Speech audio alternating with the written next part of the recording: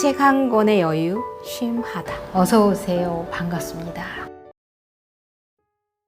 네, 소개해드릴 책은 토지의 작가 박경리가 전하는 생명 이야기, 생명의 아픔입니다. 얼마 전 통영에 내려갔다 들른 박경리 기념관에서 구입한 책입니다.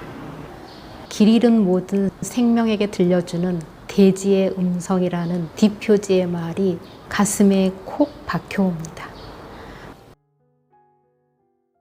토지 22권을 리뷰한 기억과 함께 감상에 젖어들게 하더라고요. 그래서인지 이 책은 박경리 작가님의 유언을 대하는 듯한 그런 느낌의 책입니다. 함께 귀 기울여 주시면 정말 감사하겠습니다.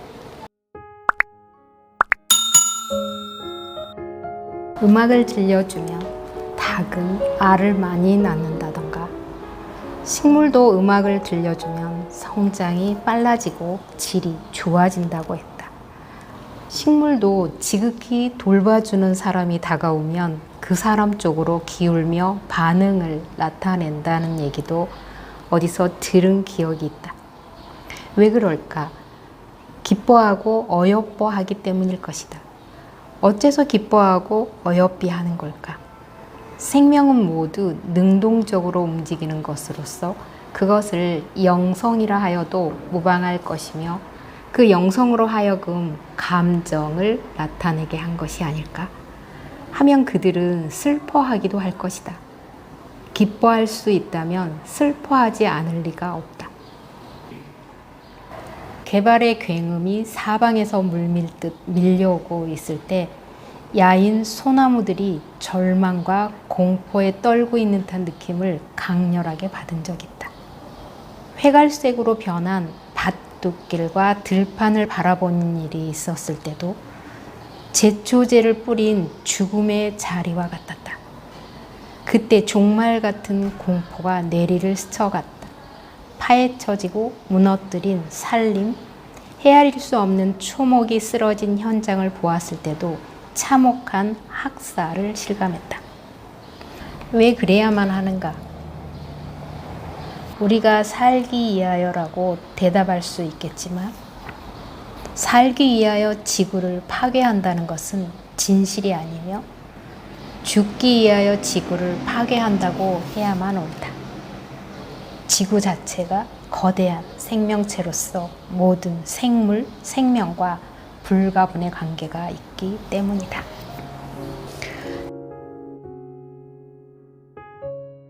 어릴 적에 일자무식인 내 어머니는 그것도 생물인데 꽃모가지를 함부로 꺾는 것은 안 좋다, 그런 말을 하곤 했다.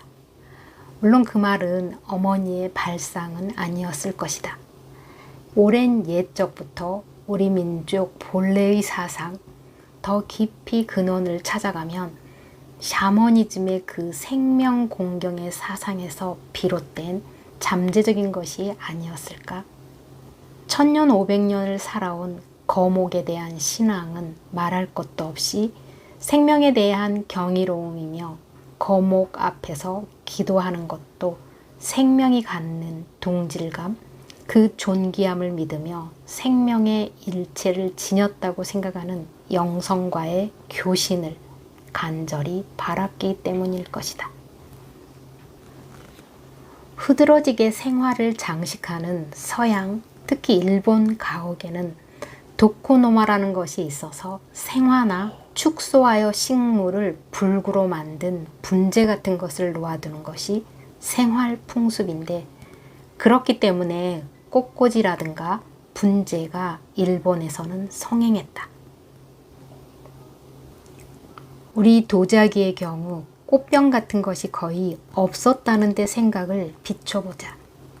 우리 도자기의 꽃병이 별로 없다는 것은 꽃을 가까이 두지 않으려는 것이 아니며, 생명을 존중하며 연민을 느끼는 마음 탓으로 볼 수 있다. 대개 서민들의 집에도 장독가에는 분꽃, 접시꽃, 봉선화 등을 심었으며 그 꽃들은 우리에게 매우 친숙했다. 일제시대만 하더라도 꽃꽂이는 조선인에겐 생소한 문화였고 분재에 대해서는 전혀 무관심했다. 이같이 사소한 일상에서도 뚜렷하게 문화의 성향이 다른 것을 볼 수 있다. 문화는 언제나 심성의 반영으로 이루어진다. 그러나 문명은 기능에 속한다. 따라서 그것은 유물적인 것이다.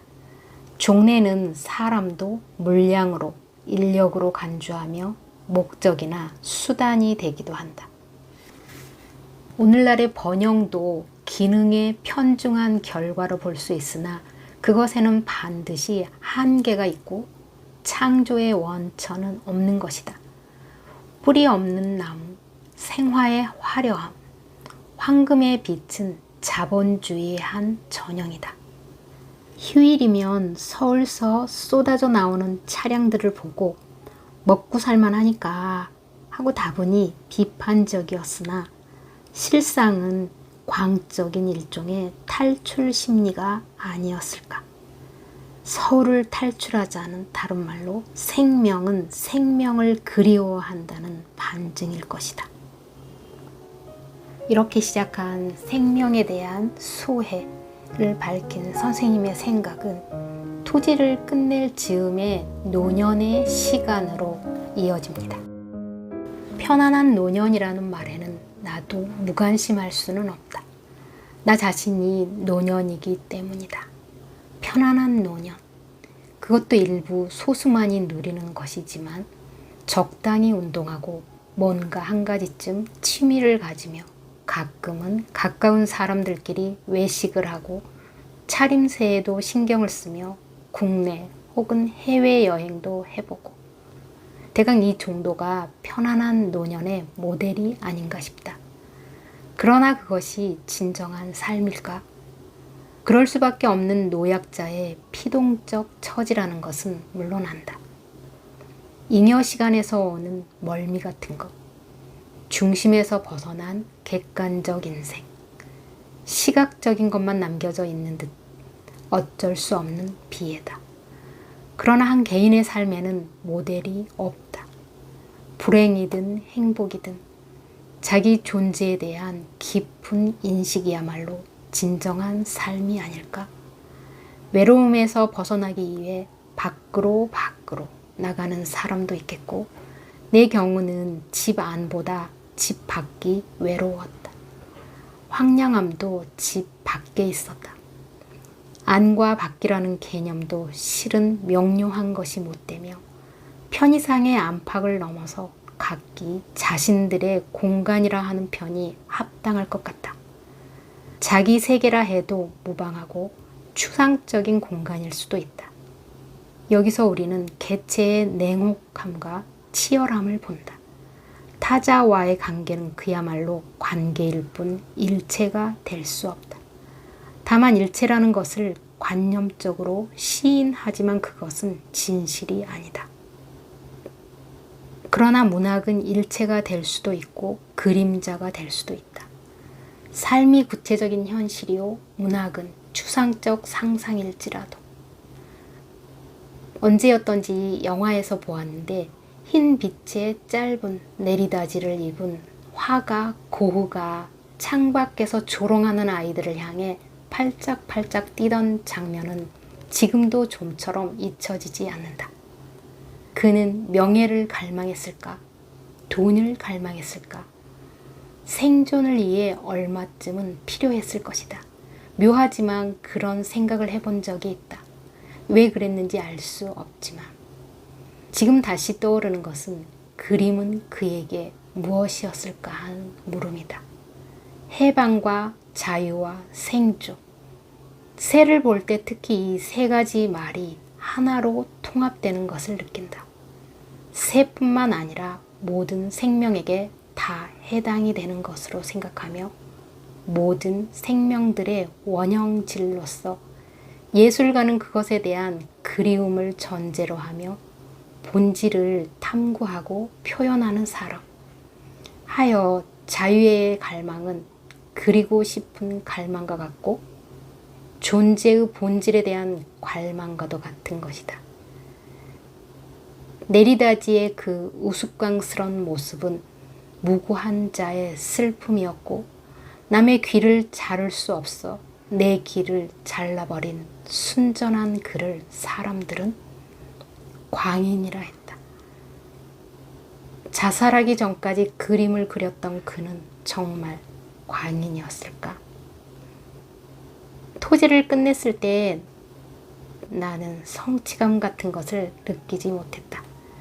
지친 때문이라 생각했으나 그게 아니었다. 이제 토지는 영영 떠나버렸구나. 일종의 상실감이었다. 긴 집필을 끝내어 얼마나 홀가분한가. 이제는 좀 편안하게 살아라. 그런 말을 하곤 한다. 그러나 그 따뜻한 말에 대하여 내 처지가 전혀 그럴 수 없다는 것을 막연하게, 멍청하게 생각해 보기도 한다.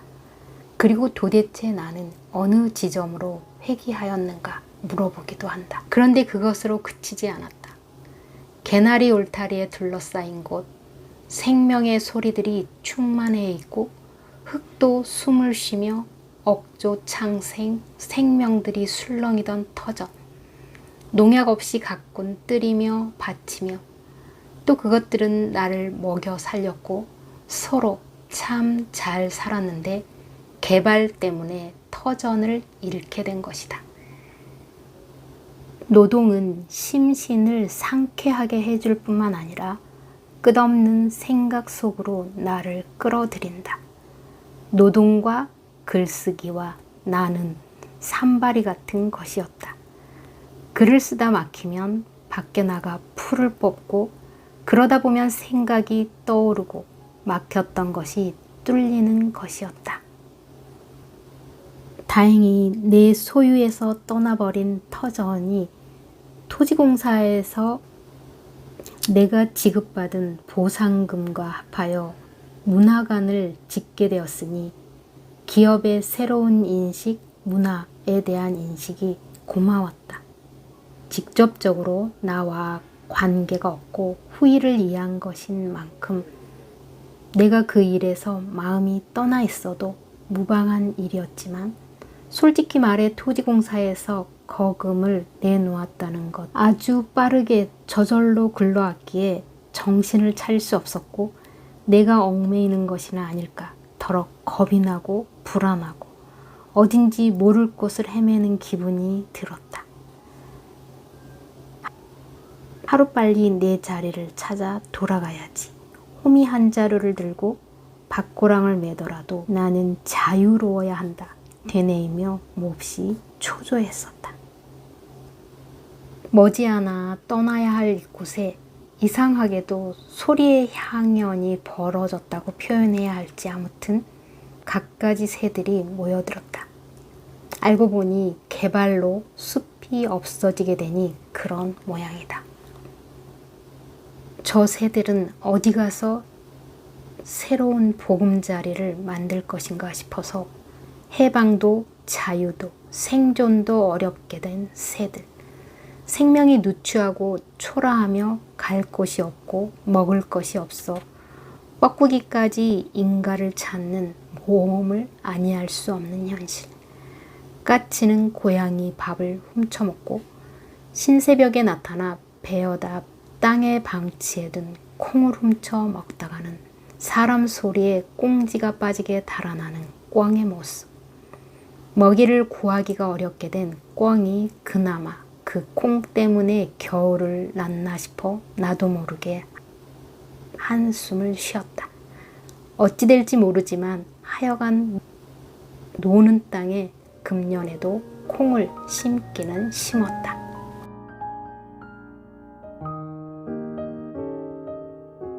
박경리 작가하면 한과 멋으로 상징되는데 생명과 영혼의 율동으로서의 멋이라는 글로 이어집니다. 멋은 자연스러운 것. 자연스러운 것은 생명 그 자체며 정신이나 행동거지에서도 자연스러울 때 멋으로 나타나는 것이다. 어떤 물체나 조형 예술도 자연스러울 때 멋을 발견하게 되는데 멋은 균형이며 균형은 존재하게 하는 것이며 예술가가 작품 제작에 임해 균형을 추구하는 것은 결국 생명을 추구하는 것이다. 삼국유사 속에는 여러 인물들의 행위나 개성이 기술되어 있다. 그 개성들은 멋으로 나타나는데 그 중에 하나로 처용을 들 수 있겠다. 노래로 아름다운 자기 아내를 범한 역신을 뉘우치게 한 처용의 감정 처리는 실로 놀라운 정신미의 극치를 이루고 있다.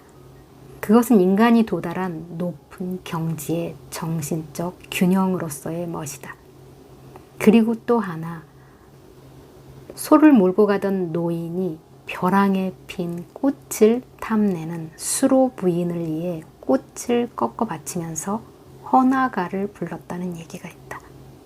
서양에서는 소위 기사도의 전범으로 돼 있는 것이지만 말에서 내리려는 여왕을 위해 물 고인 땅바닥에 망토를 벗어 까는 기사. 그 전경을 눈앞에 떠올릴 때 우선 젊음을 그리고 용맹과 사랑을 감지할 수 있다. 그러니까 그것은 현세적 혹은 세속적인 것이라 할 수도 있으며 정열과 욕망을 수반하는 것으로도 보여진다. 헌화가의 경우와는 매우 대조적이다. 젊음을 초월하고 욕망도 다 털어버리고 속세를 떠난 노인의 헌화가가 보여주는 정신적 세계는 잡다한 것을 다 생략하고 가장 온초적인 것, 균형으로서의 자연 그 자체와도 같은 순수하고 높은 경지를 느낄 수 있다. 욕망을 다 걸러내버린 담백한 자연이 모든 생명에게 베푸는, 그러나 그것은 희생이나 친절의 개념과 다른 연민, 자비라고나 할까? 희생이라는 일방적 부담이나 친절이라는 다분히 냉담하게 유리된 감정과는 다르게 무사하며 있는 모습 그대로 정직하다고나 할까? 그러니까 천해무봉의 상태가 최고의 멋의 경지가 아닐는지. 멋은 문화의 산물이다. 한이라든가 신바람 같은 것은 우리 민족 고유의 정서라 할 수 있고 멋 또한 독특한 우리 민족의 정서다. 그것은 다 같이 추상적인 것으로서 복합적인 내용을 지니고 있으며 의가 웅축되어 있는 언어, 즉 표현이다. 그럼에도 불구하고 표현의 한계를 느끼는 말이기도 하다. 그것은 느낌의 세계이기 때문일 것이다. 멋이 사고와 행위의 생활 방식에 관한 미학이라면 신바람은 창조의 기쁨이며 한은 생명의 본질에 대한 물음과 소망이다. 자본주의의 시간. 어떤 기업체에서 사원을 선발하는 방법으로 끈으로 묶은 꾸러미를 내놓았는데 한 사람은 주머니 칼을 꺼내어 끈을 잘랐고 다른 한 사람은 끈을 풀었다는 이야기다. 채용된 쪽은 칼을 사용한 사람이었다고 한다. 기업주는 물자보다 시간을 아꼈던 것이다. 물론 그 시간은 기업주의 시간이었지 소비자의 시간은 아니었다. 소비자가 또 맡아야 했던 것은 낭비된 물자의 대가였고 자원의 임자인 지구나 그 혜택을 못 받는 무생명들 차원에서 본다면 에너지와 자원의 손실이었던 것이다. 아주 미세한 얘기인지 모르겠다. 그러나 도처에서 지속적으로 행해온 그 후유증을 우리는 현재 안고 있는 것이다. 그것은 보이지 않는 유령이며 그것으로 인하여 각 일각 지구는 병들어 가고 있다. 종들은 하나둘 사라져 갔으며 그 활기에 넘쳐 보이는 현실은 실상 자원 고갈을 향해 행진을 멈추지 않고 있는 것이다. 자본주의의 본질은 끝없는 이윤 추구, 바로 그 자체라 할 수 있다. 시간과 물자와 인력을 포함한 에너지, 이 세 가지를 집약하여 조작하는 이른바 생사는 자본주의의 결실인 상품으로 나타난다. 해서 자본가들의 곤강 개념은 지구도 자연도 아니며 국토도 아니며 상품이 유통되는 시장이라 할 수 있겠다. 어떻게 보면 그것은 회의 같은 것이 끼어들 여지가 없는 단순 명료한 체계, 우주 질서를 무진장 생략한 형태로도 볼 수 있기 때문에 철저하게 유물적이며 물씬 숭배로 팽배해 가는 것은 당연한 일일 것이다. 이러한 사회 구조는 상대적으로 정신적 소산이며 삶의 틀과 본이 되는 문화가 문명에 의해 본말의 전도 현상으로 나타난다. 한 시대의 말기 현상이기도 하지만 여하튼 온갖 잡다한 장식과 복제품이 문화라는 허울을 쓰고 있다. 그래서 소비성의 어지러운 범람을 촉진하여 대중적이라는 시세에 편승하여 저질 오락물에까지 이름을 빌려주는 참담한 모습으로 문화는 전락하게 되었으니 문화란 아예 사라지는 게 아닐까? 선생님의 글에는 일본에 대한 질책이 강하게 나타나 있다. 나치가 저지른 일을 청산한 독일과 청산하지 않은 일본을 도대체 일본과 독일은 어떻게 다를까? 뭐가 다른가? 우리는 칸트, 헤겔을 의시하여 기라성 같은 철학자들이 독일인인 것을 기억한다. 베토벤, 괴테 같은 숱한 예술가의 모국이 독일인 것을 알고 있다. 그들 철학자, 예술가들은 거짓의 토양에서는 자랄 수가 없다. 진실을 추구하는 그들 후예들이 나치의 범죄를 보상하고 오욕을 씻어낸 것이다. 일본은 거짓의 두 기둥을 박아놓고 국민을 가두어 왔다. 하나는 천조의 상속권 주장인 만세일계요. 다른 하나는 현 인신으로 왕을 치장한 신도다. 각일각 변화하는 생명과 만상의 원리를 어기고 어찌하여 일문이 만세에 걸쳐 군림할 수 있을까? 나고 죽는 우주 질서에서 일왕도 예외가 아니거늘 어찌하여 신으로 칭하는 걸까? 거짓은 만사를 거짓으로 만든다. 그것은 그러나 진실을 추구하는 철학과 예술, 창조를 이룩할 수 없는 허방인 것이다. 그 체제가 존속하는 한 일본의 지성인은 존재하기 어렵다. 지성인은 거짓말을 안 하는 사람이기 때문이다. 일본 전설에 우라시마라는 어부 얘기가 있다. 용궁에서 옥함 하나를 얻어 고향으로 돌아오는데 고향에는 모두 낯선 사람뿐이요. 외로워진 그는 열지 말라는 당부를 어기고 바닷가에서 옥함을 여는 순간 백발이 되었다는 내용이다. 여기서 백발은 정확한 시간의 표상이다. 그러나 일본은 옥함을 여는 것을 두려워하는데 열어야 한다. 백발이 되고 다시 태어나는 것이야말로 영원한 질서이며 진실이기 때문이다. 선생님은 거짓에 관한 한 혐오스러울 만큼 냉정한 것 같습니다. 청계천 복원 사업에 대한 에피소드를 보면 단지 일본에 대한 반감이라기보다 거짓에 대한 혐오가 강하게 나타나 있습니다.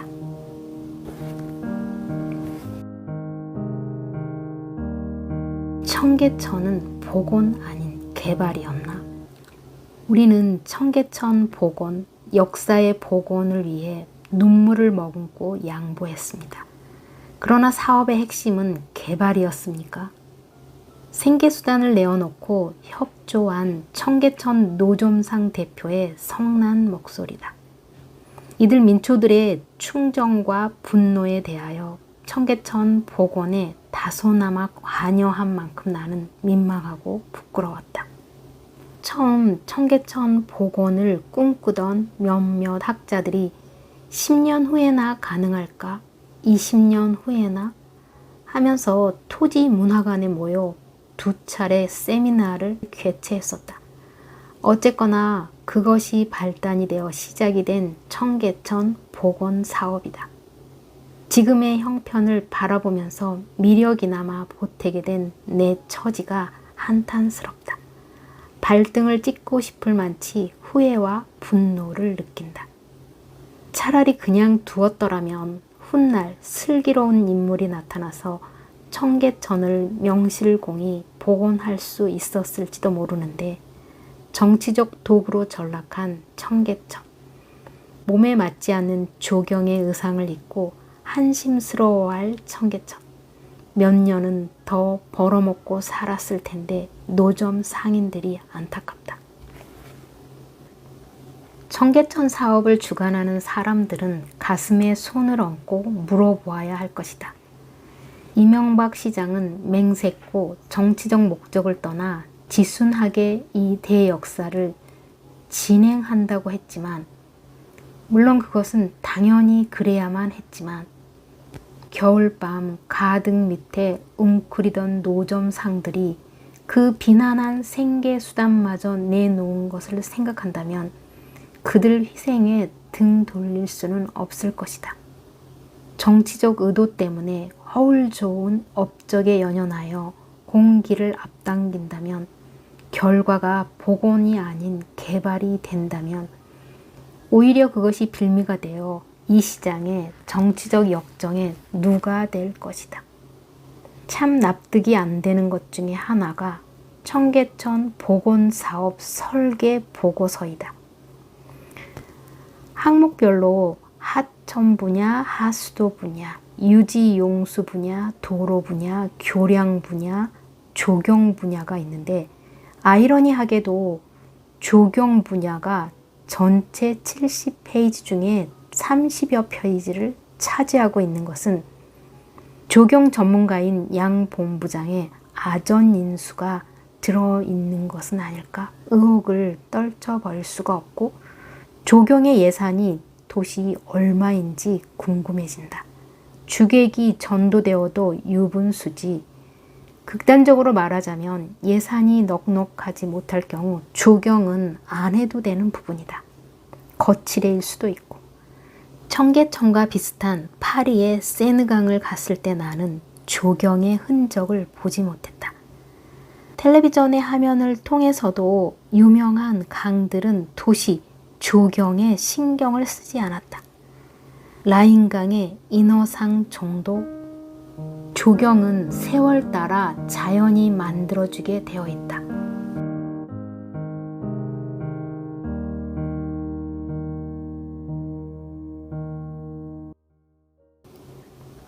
이제 선생님의 생각은 자기 자신의 개인적인 삶으로 돌아갑니다.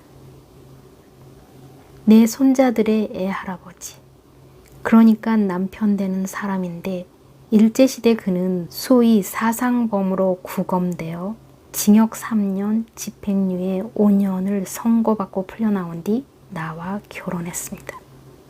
그 사실은 결혼 후에 알게 되었고, 6.25 때는 부역을 했다 하여 없어진 사람입니다.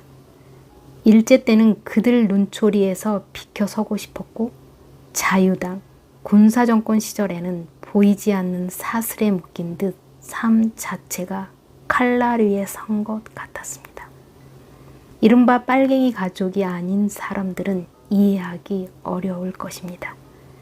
여기서 그 사람은 빨갱이가 아니었다고 주장한들 무의미한 일이지요. 50여 년 전 학생 시절의 일입니다.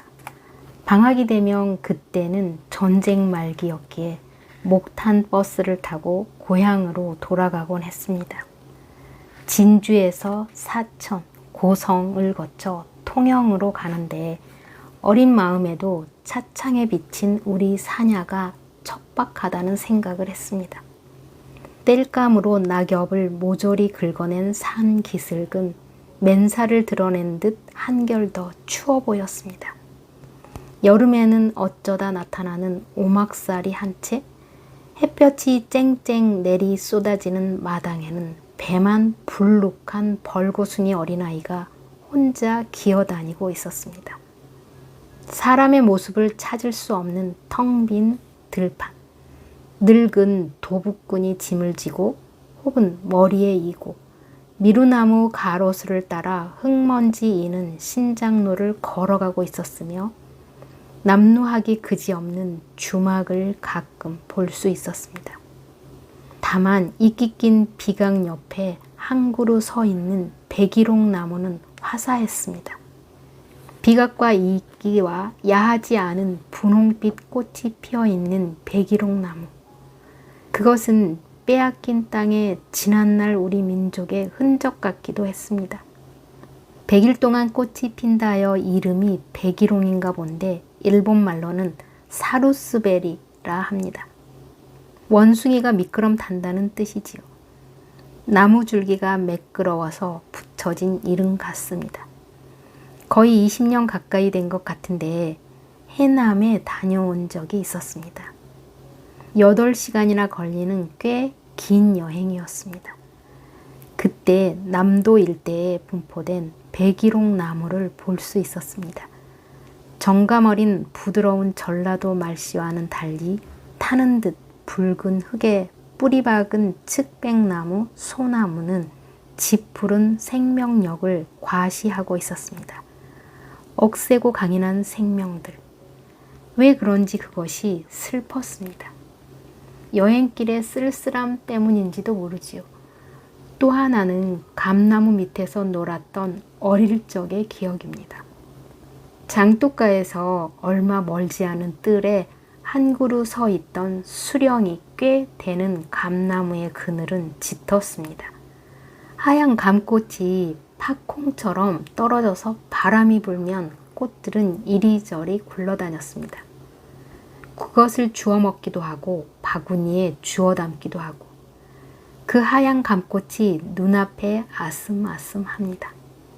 질항아리와 서늘한 그늘과 흰 감꽃 그리고 계집아이 그 기억을 나는 토지 속에 주워 담았습니다.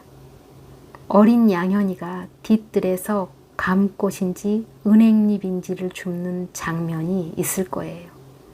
감나무에 대한 또 하나의 기억은 강릉의 풍경과 인상 속에 남아 있습니다. 강릉은 소슬한 바람 같고 백토빛이 떠도는 것 같으며 온천으로 유명한 황해도 백천을 연상하게 했습니다. 그 도시에서 나는 여러 그루의 감나무를 보았어요. 사람들의 얼굴처럼 도시들도 각기 다른 얼굴, 분위기를 자아낸다는 것이 예사로운 일인데도 매번 나에게는 신기했습니다. 감나무, 백일홍이 추억의 실마리가 되듯이 음악도 먼 옛날을 불러내곤 합니다. 그런 것에 얽힌 추억은 모두 독특한 세계를 지니고 있으며 마음속에 계속 남아있어서 그 정서는 살아있음의 슬픔과 기쁨을 일깨워줍니다. 해방 직후 장춘동인지 그때는 동사헌정이라 했습니다. 그곳에 살았는데 어느 날 가족 간의 의견 충돌로 화가 난 나는 집을 뛰쳐나왔습니다. 진고개를 무작정 걸어서 내려오다가 불쑥 약초극장으로 들어갔습니다.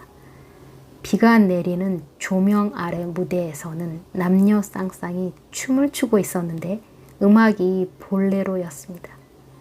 눈물이 왈칵 쏟아지더군요. 결국은 저 집으로서 배가 고플 아이가 생각이 났고 허둥대며 집으로 돌아갔지요. 황해도 연안에 교사로 취직이 되어 갔을 때는 기숙사에 함께 있던 동료 교사가 늘 틀어주던 음악이 페르시아의 시장이었습니다. 6.25가 터지고 피난길인 관악산에선 800예를 하고 풀밭에 누운 학생풍의 청년은 아르레 여인을 휘파람으로 불고 있었습니다. 어머니가 함께 밥을 먹자고 권했지만 일행도 없이 혼자인 청년은 자리를 털고 가버리더군요. 피난한 부산의 이모네 집 2층은 살풍경했습니다. 낡은 외식 건물은 오르내릴 때마다 삐걱거렸습니다. 고물 추궁기에 어디서 굴러왔는지 음반 한 자, 그것이 이태리 기상곡이었어요. 돌려가면서 대풀이 음악을 들었습니다. 고향인 통영으로 갔습니다. 미군 담요로 몸빼를 지어 입고 아버지가 마련해준 조그마한 가게에서 양품점을 차렸을 때 멍하니 거리를 바라보며 쇼팽의 장송곡을 듣곤 했습니다.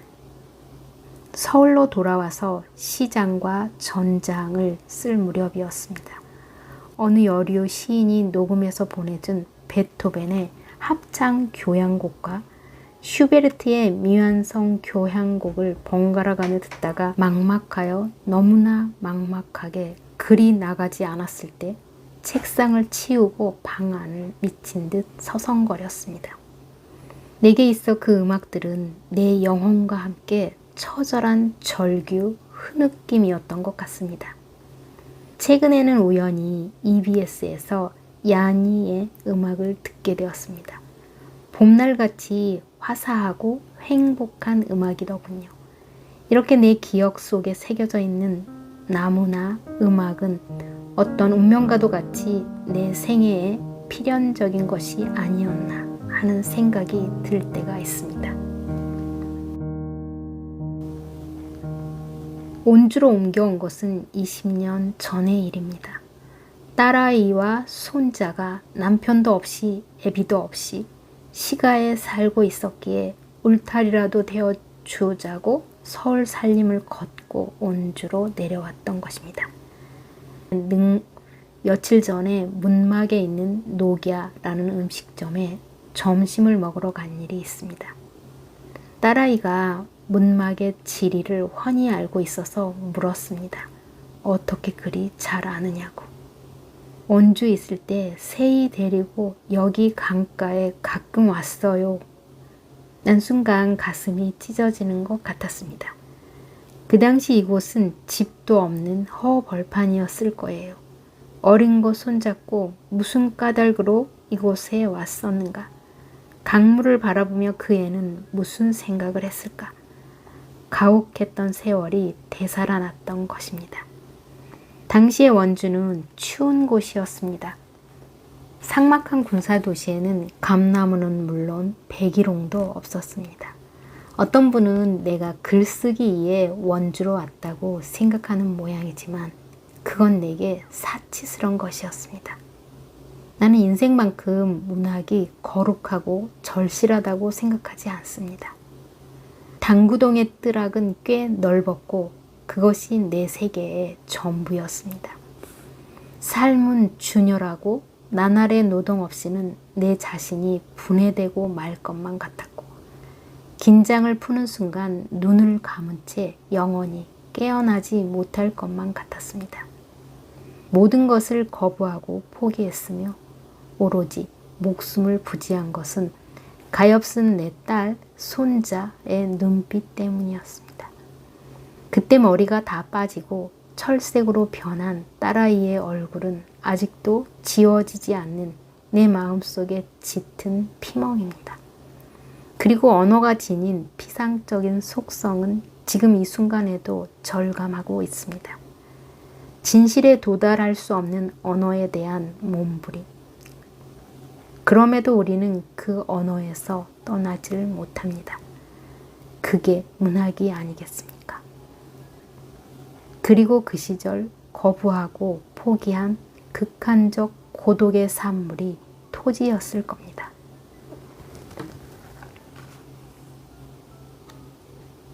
선생님은 이상기후의 시대에 직면한 우리 세대에게 동화 같은 숙제를 안겨주며 글을 닫습니다. 큐시, 이제 동화는 끝났지요. 동화란 애당초 있지도 않았고요. 만년설이 녹고 빙벽이 부서지면 그건 천지개벽이지요. 노아의 홍수가 되는 거겠지요. 불교의 세계관에서는 천지개벽은 되풀이 되어 온 것으로 되어 있고 4번은 불로써 개벽을 하고 1번은 물로써 한다는 것이었습니다. 그러니까 물은 온난화 현상이 극에 이르면 노아의 홍수가 될 것이며 불로는 핵무기를 두고 생각할 수 있는 일입니다.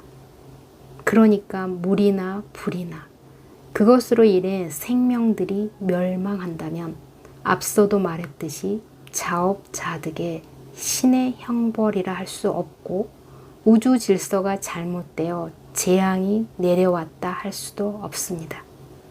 문명이 잘못 운영된 탓이지요. 만일에 우주 변혁의 필연성이었다 한다면 이것도 아이러니에 속하는 것입니다만 자결권이 인간에게 있고 인간에게 맡겨졌다는 사실입니다. 신은 침묵하거나 다만 바라볼 뿐이라는 것입니다. 생각하면 할수록 어떻게 우주는 이렇게 신묘하게 짜여져 있는가 싶어요. 구원이 없습니다. 스스로의 힘 이외에는 구원이 없습니다. 신에 의탁하는 사람들은 그것을 인식해야 할 것이고 불가능이 없다고 신을 밀어낸 자리에 선 인간들도 우주 질서의 냉엄함을 깨달아야 할 것입니다. 오늘 이런 상황 속에서 가냘프고 희망의 끈을 놓지 않는 것은 이 지경까지 오게 한 당자인 문명, 특히 과학인데 결자해지라 했던가요? 그들이 풀어야 한다는 그것만이 마지막 남은 살 길일 것입니다.